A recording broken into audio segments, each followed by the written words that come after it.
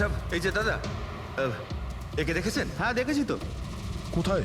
ওই তো ওখানে দাঁড়িয়ে রয়েছে। আগে? হ্যাঁ আগে। থ্যাঙ্কস, চলো। মা, বাবা, আমায় ক্ষমা করে দিও। আমি তোমাকে অনেক কষ্ট দিয়েছি, তোমাদের মান সম্মান ডুবিয়ে দিয়েছি। কিন্তু একটা সত্যি কথা, আমি খুনি নই, আমি কাউকে খুন করিনি।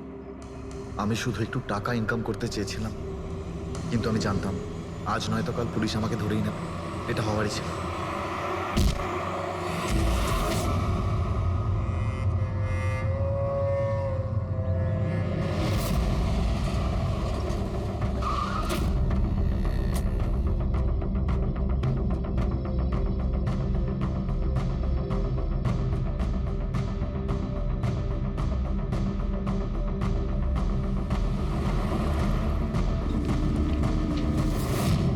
ক্ষমা করে দাও, এই বদনাম নিয়ে বেঁচে থাকার থেকে মরে যাওয়া ভালো। স্যার আমরা সিসিটিভি ফুটেজ চেক করে দেখেছি, ওকে দেখে ওখানে ডিপ্রেসড মনে হচ্ছিল। স্যার মনে তো হচ্ছে না কেউ ওকে ফোর্স করেছিল, ও নিজের ইচ্ছেতেই মারা গিয়েছে।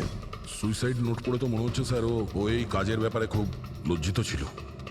ও এ ব্যাপারে জড়িত তো ছিল, কিন্তু সিটকেও মারেনি। স্যার দিনেশ নয় তো আর কে হতে পারে? এদের এইসব খেলার ব্যাপারে আর তো কেউ জানতোই না। এরকম ব্যাপার নয় তো যে এরা যাদেরকে ঠকিয়েছিল ওদের মধ্যে কেউ এদের থেকে প্রতিশোধ নিচ্ছে? হতে পারে।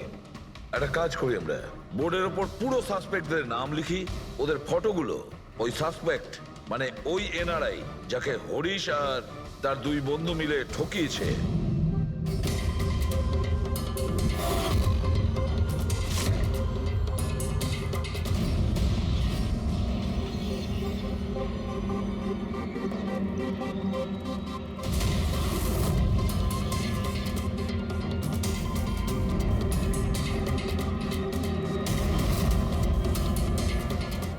স্যার এই হলো সেই সমস্ত লোকগুলো যারা এই কেসের সঙ্গে জড়িত। অভিজিৎ খোঁজ নিতে হবে খুনের সময় এরা কোথায় ছিল। পুরো ইনফরমেশনটা আমরা এয়ারপোর্ট ইমিগ্রেশন থেকে পেয়ে যাব। স্যার এই ফটোগ্রাফে যে 8জন লোক আছে সেই সময় তারা ইন্ডিয়াতে ছিলই না। ইনফ্যাক্ট বেশিরভাগ লোকই এই ঘটনার পরে ইন্ডিয়াতে ফেরেইনি। শুধু এই 4 জন ছাড়া এই 3 জন সাক্ষী, বিক্রম, রণবীর, প্রীতম আর মিস্টার রানা। স্যার এক্ষুনি আমি মিস্টার রানার বাড়িতে ফোন করেছিলাম, ওনার ওয়াইফ ধরেছিলেন। বললেন যে 3 বছর আগে উনি মারা গেছেন, আর 3 বছর আগে এরা ওনাকে ঠকিয়েছিল। উনি এই গিল্ট ফেলেই ভুগতেন যে ওনার সামনে কেউ খুন হয়ে গেছিল আর উনি কিচ্ছু করতে পারেননি, যার জন্য উনি নেশার কবলে পড়েন। আর তাহলে বাকি থাকলো 3 জন সাসপেক্ট, প্রীতম, রণবীর আর বিক্রম। প্রীতম আর বিক্রম এরা তো দেশের মধ্যেই ছিল, কিন্তু এই শহরে ছিল না। এবার এই রণবীরই শুধু বাকি থাকলো। রণবীর তো নিজেই ওখানে ছিল, ওই ফটোতেও ছবি আছে। হ্যাঁ স্যার, ও একই সাথে ব্যালকনি আর হল তাতে থাকতে পারে না, এটা অন্য কেউই হবে। তাহলে কে হতে পারে এই খুনি? পঙ্কজ, মিস্টার রানা 3 বছর আগে মারা গেছেন, ওনার পুরো ডিটেলসটা আমার চাই। স্যার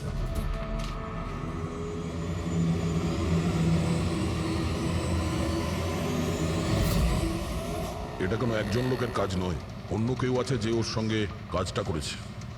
আমার তো মনে হচ্ছে যে খুনি আমাদের চোখের সামনেই আছে, শুধু আমরাই ওকে দেখতে পাচ্ছি না। ইয়েস, খুনি তো আমাদের সামনেই ঘুরছে। কি কথা বলেছো ফ্রেডি, সুপার। আমি স্যার? হ্যাঁ তুমি, খুনি সত্যিই আমাদের চোখের সামনে ঘুরছে, কিন্তু আমরা ওকে দেখতে পাচ্ছি না।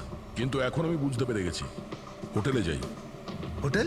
হ্যাঁ হোটেল, থিওরি হিসেবে ওর হোটেলেই থাকার কথা। একবার যদি জানতে পারি যে খুনি ওই, তাহলে ওর সঙ্গী আর জুয়োর টাকা সব পেয়ে যাবো। তাহলে চলুন স্যার, তাড়াতাড়ি যাওয়া যাক আর ওকে ধরে ফেলি গিয়ে। ধরবে না ওকে, ওর ওপর নজর রাখতে হবে। আর হ্যাঁ, যদি বেশি চালাকি করে তাহলে ছাড়বো না ওকে।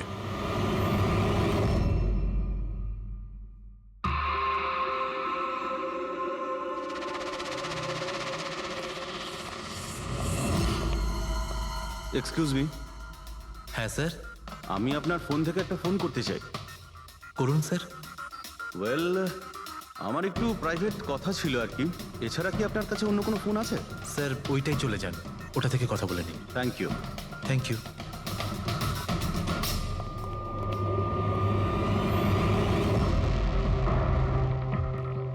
শোনো ভাই, হ্যাঁ স্যার। আমরা সিআইডি থেকে আসছি। আমরা এই লোকটাকে ফলো করছি।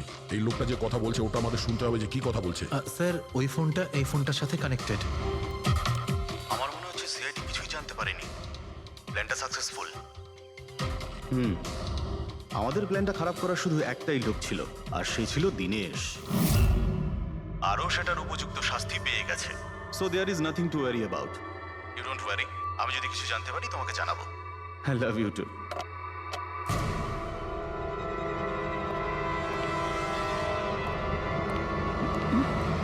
এই,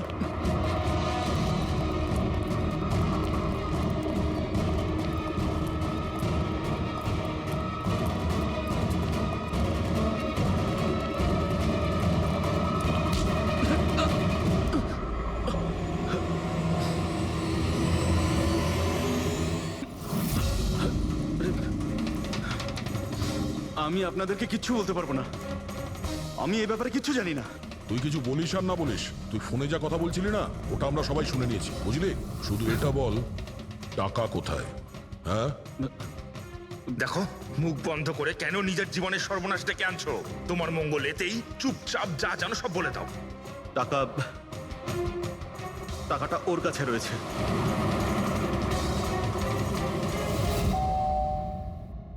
একটু দেখ তো মা, কে বেল বাজাচ্ছে? হ্যাঁ মা।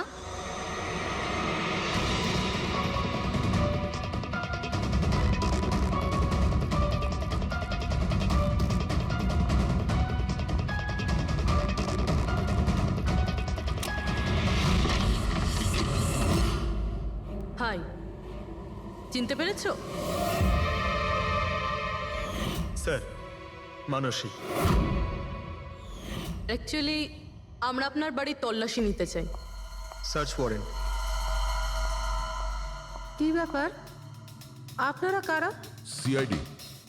আমাদের কাছে আপনার বাড়ির তল্লাশির অর্ডার আছে। কিন্তু আমরা কি করেছি? আপনারা এখানে কেন এসেছেন? খুব তাড়াতাড়ি জানতে পারবে। চেক করো।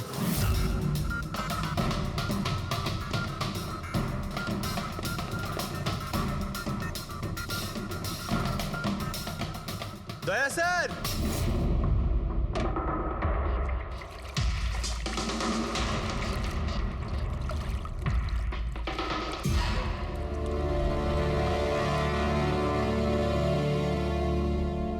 চলো। এই নোটগুলোতে রক্ত লেগে রয়েছে। ডিএনএ টেস্ট করলেই জানতে পেরে যাব যে এই রক্তটা সিডের, তাই না? এবার বলো, কিছু জিজ্ঞেস করবে? এখন এ জিজ্ঞাসা করবে না, আমরা জিজ্ঞাসা করব ব্যুরোতে। কিন্তু আপনারা আমাকে কেন সন্দেহ করলেন? শেষবার আমাদের মনে হয়েছিল যে দিনেশ খুনি, কিন্তু ও সুইসাইড করে প্রমাণ করে দিয়েছে যে ও খুনি নয়। মানুষই এটা কি চেনো?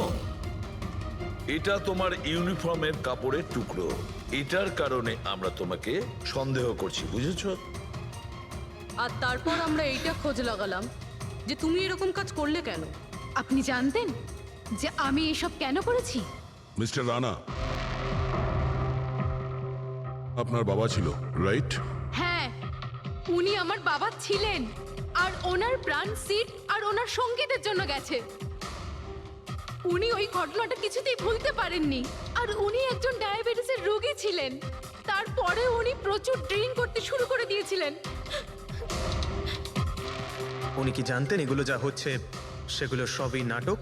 না, উনি কিছুই জানতেন না। যদি এটা জানতেন তাহলে নিজের প্রাণ নিতেন না। উনি তো এই সব কিছুকে সত্যি মনে করতেন। ইউএসএ তে ছিলাম আমি, যখন মা আমাকে কল করলো। বাবার অবস্থা খুব খারাপ ছিল। যখন আমি ইন্ডিয়া আসলাম তখন উনি আমাকে বললেন যে আমাকে ওনার কোনো অসম্পূর্ণ কাজ পূর্ণ করতে হবে আর ওনার অপরাধীদের শাস্তি দিতে হবে। তারপরে আমিও বাবাকে প্রমিস করেছিলাম যে আমি ওনার অসম্পূর্ণ কাজ শেষ করব। তারপরে উনি আমাদের সবাইকে ছেড়ে চলে গেলেন। তারপরে তুমি কি করলে? তারপরে আমি খোঁজ করা শুরু করি, কিন্তু ওই সময় এরকম কোনো কেস রেজিস্টারই হয়নি।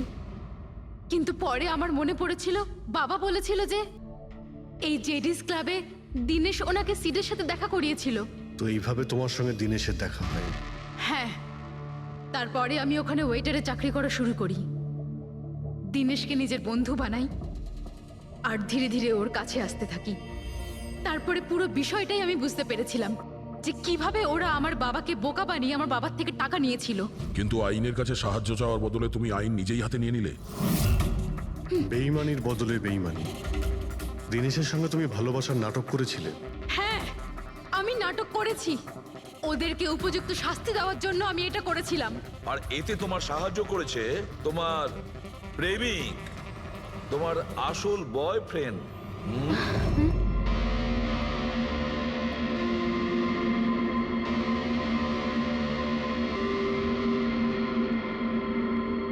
হ্যাঁ, আমরা দুজনে মিলে প্ল্যান করেছিলাম। রণবীর ওই রাতে জেনে বুঝে বোকা হয়েছিল। আর ওই ছুরিটাকে খারাপ করেছিল। যদি এই পেঁচটাকে ঘুরিয়ে দেওয়া যায় তখন এই ফলাটা আটকে যায়। ওই ছুরিটাকে আমি খারাপ করেছিলাম আর ব্যালকনি থেকে লুকিয়ে ফটো আমিই নিয়েছিলাম। তারপরে আমি ওই ফটো হরিশকে পাঠিয়েছিলাম আর ওদেরকে ওখান থেকে তাড়িয়ে দিলাম। আর আমি টাকাগুলো নিয়ে ওখান থেকে বেরিয়ে পড়লাম। আমি আমার বাবাকে দেওয়া প্রমিস পূরণ করেছি। ওই টাকাটা আমার বাবার ছিল। আমি ওনার প্রতি ন্যায় করেছি। ভুল। ওই ন্যায় বিচার করা তোমার কাজ নয়, সেটা করবে আদালত। তুমি আইন নিজের হাতে নিয়েছিলে আর একটা খুব মস্ত বড় অপরাধ করেছো। আইন তোমাকে কঠোর থেকে কঠোরতম শাস্তি দেবে। তোমাদের দুজনকে কঠোর শাস্তি দেবে।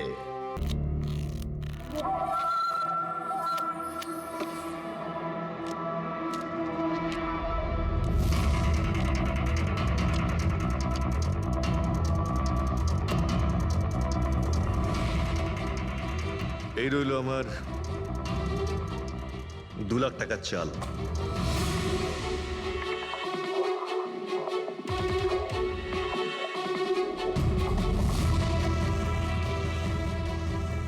আমার 3 লাখ টাকার চাল।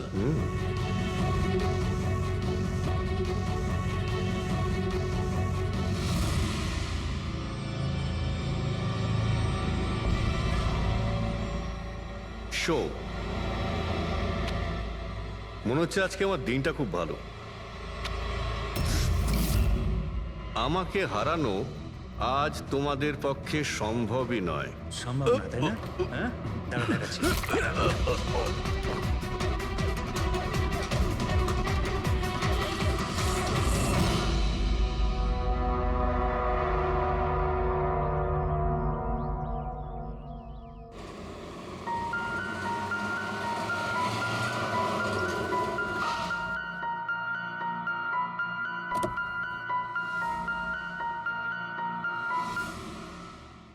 চলো বাচ্চারা।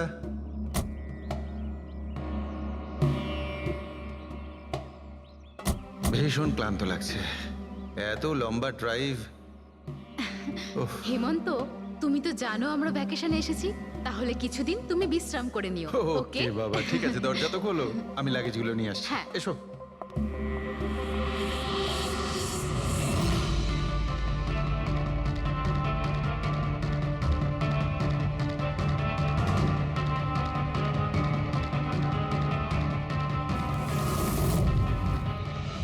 হেমন্ত, হেমন্ত তাড়াতাড়ি এদিকে এসো। এই এই দরজাটা। তুমি ওদের গাড়িতে বসাও, আমি দেখছি। হেমন্ত, সাবধানে প্লিজ। চলো চলো চলো।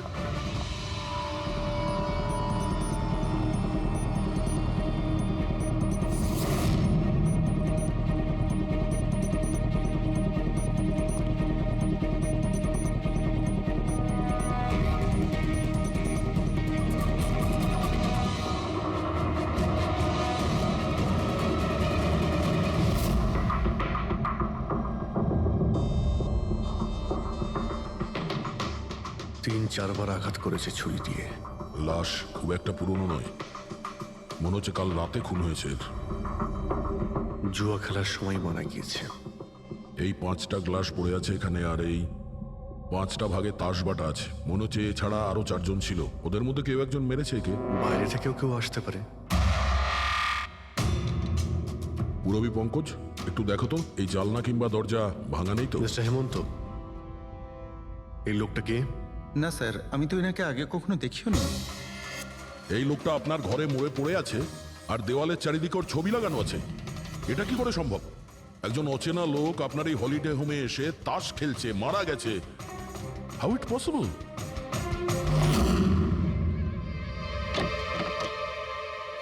আচ্ছা, এখানে কোনো গার্ড নেই? ছিল স্যার, বহু বছর একজন গার্ড ছিল, কিন্তু ওই মাস চারেক আগে তার মৃত্যু হয়, ব্যাস তারপর থেকে আর কেউ নেই। আমি ভেবেছিলাম যে এবার একজন নতুন গার্ড রাখবো। আমায় বিশ্বাস করুন, আমি একদম সত্যি বলছি। আমি এই ভদ্রলোককে চিনিও না। উনি এখানে কি করছিলেন, ওনার ছবি এখানে কেন টাঙানো, আমি কিচ্ছু বুঝতে পারছি না।